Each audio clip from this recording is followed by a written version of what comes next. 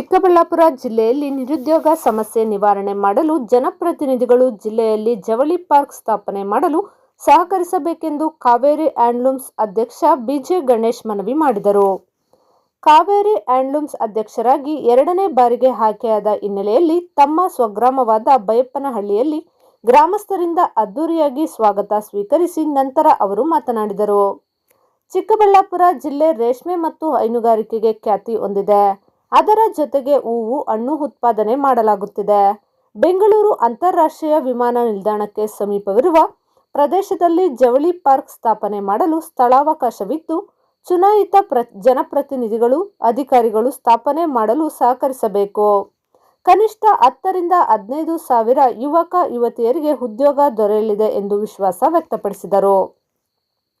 ಚಿಕ್ಕಬಳ್ಳಾಪುರ ಜಿಲ್ಲೆಯಲ್ಲಿ ಕೃಷಿ ಇಲಾಖೆಗೆ ಸೇರಿದ ಜಾಗದಲ್ಲಿ ಜವಳಿ ಪಾರ್ಕ್ ಸ್ಥಾಪನೆ ಮಾಡಲು ಹಿಂದೆ ಪ್ರಯತ್ನ ಮಾಡಲಾಗಿದ್ದು, ಜೊತೆಗೆ ಸಚಿವ ಸಂಪುಟದಲ್ಲಿ ಸಹ ಅನುಮೋದನೆ ಸಹ ನೀಡಲಾಗಿತ್ತು. ಆದರೆ ಕಾರಣಾಂತರಗಳಿಂದ ಯೋಜನೆ ನೆನೆಗುದಿಗೆ ಬಿದ್ದಿದೆ. ಯೋಜನೆ ಕಾರ್ಯಗತಗೊಳಿಸಲು ಅವಳಿ ಜಿಲ್ಲೆಗಳ ಸಂಸದರು, ಸಚಿವರು, ಶಾಸಕರು ಸಹಕರಿಸಿದರೆ ಈ ಭಾಗದಲ್ಲಿ ಉತ್ತಮ ಸಂಸ್ಥೆಯಾಗಲು ಸಹಕಾರಿಯಾಗಲಿದೆ ಎಂದು ಹೇಳಿದರು. ಕಾವೇರಿ ಹ್ಯಾಂಡ್ಲೂಮ್ಸ್ನ ಅಧ್ಯಕ್ಷರಾಗಿ ಸೇವೆ ಸಲ್ಲಿಸಿದ ನನಗೆ ಎರಡನೇ ಬಾರಿಗೆ ಅಧ್ಯಕ್ಷರಾಗಲು ನಿರ್ದೇಶಕರು, ಜವಳಿ ಖಾತೆ ಸಚಿವ, ಅಧಿಕಾರಿಗಳು ಸಹಕರಿಸಿದ್ದಾರೆ. ತನ್ನ ಅಧಿಕಾರದ ಅವಧಿಯಲ್ಲಿ ಸಂಸ್ಥೆಯನ್ನು ಮತ್ತಷ್ಟು ಅಭಿವೃದ್ಧಿ ಹೊಂದಲು ಪ್ರಾಮಾಣಿಕ ಪ್ರಯತ್ನ ಮಾಡುತ್ತೇನೆ. ಇನ್ನೂ ಹೆಚ್ಚುವರಿಯಾಗಿ 10 ಮಳಿಗೆಗಳನ್ನು ಸ್ಥಾಪಿಸಲು ಸರ್ಕಾರಕ್ಕೆ ಮತ್ತು ಇಲಾಖೆಗೆ ಸಚಿವರಿಗೆ ಪ್ರಸ್ತಾವನೆ ಸಲ್ಲಿಸಲಾಗಿದೆ. ಜೊತೆಗೆ ಈ ಬಾರಿ ಬಜೆಟ್ನಲ್ಲಿ ವಿಶೇಷ ಅನುದಾನ ನೀಡಲು ಆಶ್ವಾಸನೆ ಸಹ ದೊರೆತಿದ್ದು, ಮುಂದಿನ ದಿನಗಳಲ್ಲಿ ಚಿಕ್ಕಬಳ್ಳಾಪುರ ಜಿಲ್ಲೆಯಲ್ಲಿ ಸಹ ಒಂದು ಮಾದರಿ ಮಳಿಗೆಯನ್ನು ಸ್ಥಾಪಿಸಿ ನೇಕಾರರಿಗೆ ಅನುಕೂಲ ಕಲ್ಪಿಸಲು ಪ್ರಾಮಾಣಿಕ ಪ್ರಯತ್ನ ಮಾಡುತ್ತೇನೆ ಎಂದರು. ಕಾವೇರಿ ಹ್ಯಾಂಡ್ಲೂಮ್ಸ್ ಅಧ್ಯಕ್ಷರಾಗಿ ಆಯ್ಕೆಯಾಗಿ ಸ್ವಗ್ರಾಮಕ್ಕೆ ಮರಳಿದ ಬಿಜೆ ಗಣೇಶ್ ಅವರನ್ನು ಗ್ರಾಮಸ್ಥರ ಮೂಲಕ ಸಂಭ್ರಮದಿಂದ ಸ್ವಾಗತಿಸಿದರು. ಅದೇ ರೀತಿ ಮನೆಯಲ್ಲಿ ಮಹಿಳೆಯರು ಆರತಿ ಬೆಳಗಿ ಬರಮಾಡಿಕೊಂಡರು. ಗ್ರಾಮದ ಹಿರಿಯರು, ಕಿರಿಯರು, ವಿವಿಧ ಸಂಘ ಸಂಸ್ಥೆಗಳ ಪದಾಧಿಕಾರಿಗಳು, ಅಧಿಕಾರಿಗಳ ವರ್ಗದವರು ಬಂದು ನೂತನ ಅಧ್ಯಕ್ಷರಿಗೆ ಮಾಲಾರ್ಪಣೆ, ಶಾಲು ಹೊದಿಸಿ ಸನ್ಮಾನಿಸುವ ಮೂಲಕ ಗೌರವ ಸಮರ್ಪಿಸಿದರು. ಈ ಸಂದರ್ಭದಲ್ಲಿ ಗ್ರಾಮದ ಮುಖಂಡರಾದ ನರಸಿಂಹರೆಡ್ಡಿ, ರಾಮಲಿಂಗಾರೆಡ್ಡಿ, ಮಾರ್ಚೆಂಟ್ ವೆಂಕಟರಾಯಪ್ಪ, ದೇವರಾಜ್, ನಿರ್ದೇಶಕ ವೆಂಕಟರಾಯಪ್ಪ, ಕೆಎನ್ ಪ್ರಭಾಕರ್, ಅಶ್ವಥ್ ನಾರಾಯಣ್, ಡಿಪಿ ನಾಗರಾಜ್, ಅಶ್ವಥ್ ನಾರಾಯಣ ರೆಡ್ಡಿ ಇನ್ನೂ ಇತರೆ ಗ್ರಾಮಸ್ಥರು ಭಾಗವಹಿಸಿದ್ದರು.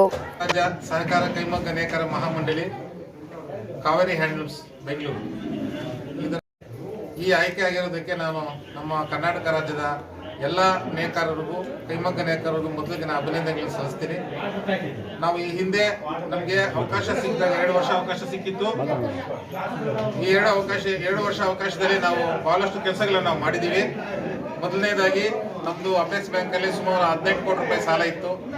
ಆ ಸಾಲವನ್ನು ತೀರಿಸದೆ ನಮ್ಮದು 50 ಕೋಟಿ ರೂಪಾಯಿ ಪ್ರಾಪರ್ಟಿ ಅದು ಸೀಸ್ ಆಗೋ ಹಂತದಲ್ಲಿತ್ತು. ಅಪೆಕ್ಸ್ ಬ್ಯಾಂಕ್ನವರು ಸೀಸ್ ಮಾಡಿ ಅದನ್ನು ಹರಾಜು ಪ್ರಕ್ರಿಯೆ ಮುಗಿಸಿ ಇದನ್ನ ಅವಶ್ಯಕ ಪಡೆ ಹಂತದಲ್ಲಿದ್ದಾಗ ನಾವು ಅದನ್ನು ನಾನು ಆಗ್ತಾನೆ ಅಧ್ಯಕ್ಷನಾಗಿದ್ದೆ, ಬಹಳ ಸೀರಿಯಸ್ ಆಗಿ ತಗೊಂಡು ಆಗಿನ ನಮ್ಮ ಈಗಿನ ಜವಳಿ ಸಚಿವರಾದ ಶಿವಾನಂದ ಪಾಟೀಲ್ ಸಾಹೇಬರು ಮತ್ತು KH ಮುನಿಯಪ್ಪ ಸಾಹೇಬರು ಹಾಗೂ 2 ಬಾರಿ ನಮಗೆ ನಾನು MC ಸುಧಾಕರ್ ಹತ್ರನೂ ಭೇಟಿಯಾಗಿದ್ದೆ.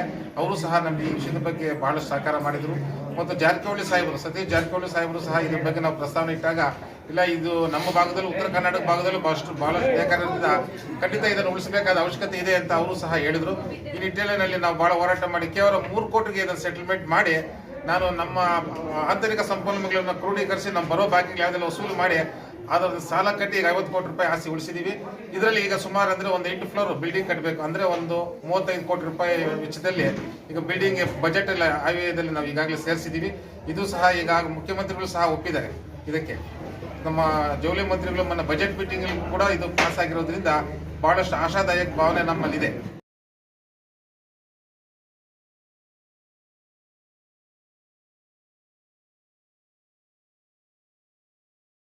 ಮುಂದಿನ ಸವಾಲುಗಳಿವೆ. ಅಂದರೆ ನಮ್ದು ಈಗ ಕೈಮಗ್ಗ ಜವಳಿ ಇಲಾಖೆಯಲ್ಲಿ ಸುಮಾರು 350-400 ಜನ ಸಿಬ್ಬಂದಿ ವರ್ಗದವರಿದ್ದಾರೆ.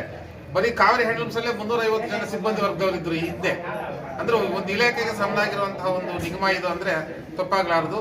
ಇದು ಕಾರಣಾಂತರಗಳಿಂದ ಹಿಂದೆ ಹೋಗ್ಬಿಟ್ಟಿದೆ. ಇದು ನಾವು ಮುಂದೆ ತರೋ ನಿಟ್ಟಿನಲ್ಲಿ ಬಹಳಷ್ಟು ಕೆಲಸಗಳು ಮಾಡಬೇಕಾಗಿದೆ.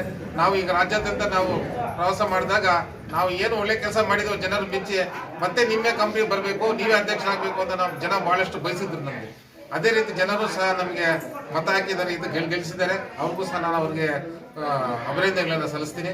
ಆಮೇಲೆ ಮುಂದಿನ ನಮ್ಮದು ಯೋಜನೆಗಳು ಬಹಳಷ್ಟಿದೆ. ಆಮೇಲೆ 365 ದಿವಸ ಪೂರ್ತಿ ಕೆಲಸ ಸಿಗೋ ನಿಟ್ಟಿನಲ್ಲಿ ನಾವು ಕಾರ್ಯಪ್ರವೃತ್ತವಾಗಿ ಕೆಲಸ ಮಾಡಬೇಕು ಅಂತ ನಾನು ಈಗಾಗಲೇ ಒಂದು ಪ್ರಸ್ತಾವನೆಯನ್ನು ಇಟ್ಟಿದ್ದೀನಿ. ತಮಿಳುನಾಡು ಮಾದರಿಯಲ್ಲಿ ಈ ತರ ಪ್ರಸ್ತಾವನೆ ಜಾರಿಯಲ್ಲಿದೆ. ಅದಕ್ಕಾಗಿ ನಾವು ಈಗಾಗಲೇ ತಮಿಳುನಾಡು ಮತ್ತೊಮ್ಮೆ ಅಧ್ಯಯನಕ್ಕೆ ಪ್ರವಾಸ ಹೋಗ್ಬೇಕಂತ ನಾವು ಸ್ಟಡಿ ಪ್ರಾರಂಭ ಮಾಡಿದ್ದೀವಿ. ಮತ್ತೆ ಹಿಂದೆ ಮಾಡಿದ್ದು ಅಧ್ಯಯನ ಪ್ರವಾಸದ ವರದಿ ಕೂಡ ನಮ್ಮ ಕೈಯಲ್ಲಿದೆ. ಅದು ಸರ್ಕಾರಕ್ಕೆ ನಾವು ಒಪ್ಪಿಸಿದೀವಿ, ಅದು ಸಹ ಸರ್ಕಾರ ಒಪ್ಪಿದೆ.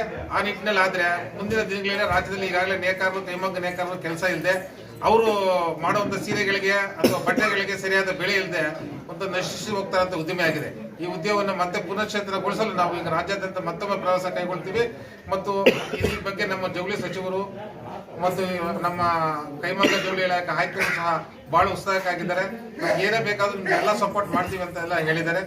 ಹಣಕಾಸಿನ ಕೊರತೆ ನಮ್ಗೆ ತುಂಬಾ ಅವಶ್ಯಕತೆ ಇರೋದ್ರಿಂದ ಸಂಪನ್ಮೂಲಗಳನ್ನು ಕ್ರೋಢೀಕರಿಸ್ತೀವಿ. ಮತ್ತು ಈಗಾಗಲೇ ನಮ್ದು ಈ ಹಿಂದೆ 89 ಶೋರೂಮ್ ಇತ್ತು ನಮ್ದು. ಆವಾಗ 350 ಜನ ನಮ್ಮ ಸಿಬ್ಬಂದಿ ವರ್ಗದವರು ಕೆಲಸ ಮಾಡ್ತಾ ಇದ್ರು.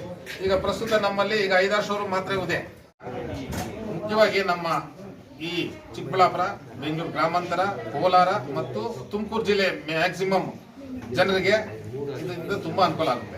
ನೌಕರಿಗೆ ಈಗ ನಿರುದ್ಯೋಗಿಗಳಿಗೆ ಉದ್ಯೋಗ ಸಿಗುವಂತ ಒಂದೇ ಕಡೆ ಒಂದು 10,000 ಮಿನಿಮಮ್ 10-15,000 ಜನ ಕೆಲಸ ಸಿಗುವಂತ ಒಂದು ಬಹಳಷ್ಟು ಮಹತ್ವಕಾರ ಯೋಜನೆ ಅಂದ್ರೆ ಇದು ತಪ್ಪಾಗ್ಲಾರ್ದು. ಇದರಲ್ಲಿ ಸುಮಾರು ಅಂದ್ರೆ ಕೈಮಗ್ಗ ಇರ್ಬೋದು, ವಿದ್ಯುತ್ ಮಗ್ಗ ಇರ್ಬೋದು, ಆಮೇಲೆ ಹೈಟೆಕ್ ವೀವಿಂಗ್ ಇರ್ಬೋದು, ಟ್ವಿಸ್ಟಿಂಗ್ ಇರ್ಬೋದು, ಡೈಯಿಂಗ್ ಇರ್ಬೋದು, ಟೆಕ್ನಿಕಲ್ ಟೆಕ್ಸ್ಟೈಲ್ ಇರ್ಬೋದು, ಇವೆಲ್ಲ ಒಂದೇ ಕಡೆ ಸೇರೋದ್ರಿಂದ ಎಕ್ಸ್ಪೋರ್ಟ್ ಇಂಪೋರ್ಟ್ ಮಾಡೋದಕ್ಕೆ ಮತ್ತು ಆರ್ಥಿಕವಾಗಿ ನಮ್ಮ ದೇಶ ಬೆಳವಣಿಗೆಗೆ GST ಈ ತರ ಅರ್ನಿಂಗ್ ಜಾಸ್ತಿ ಬರೋದ್ರಿಂದ ನಮ್ಮ ರಾಜ್ಯಕ್ಕೂ ನಮ್ಮ ದೇಶಕ್ಕೂ ನಮ್ಮ ಸುತ್ತಮುತ್ತಲಿನ 5-6 ಜಿಲ್ಲೆಯ ನೇಕಾರ ನಿರುದ್ಯೋಗಿಗಳಿಗೆ ಮಿಗಿಲಾಗಿ ಹೇಳ್ಬೇಕಂದ್ರೆ ನಿರುದ್ಯೋಗಿಗಳಿಗೆ ಹೆಚ್ಚಿನ ರೀತಿಯ ಇದು ಕೆಲಸ ಸಿಕ್ಬಿಟ್ಟು ಇದರಿಂದ ಅನುಕೂಲ ಆಗುವಂತ ರೀತಿ ಬಹಳಷ್ಟು ಇದೆ.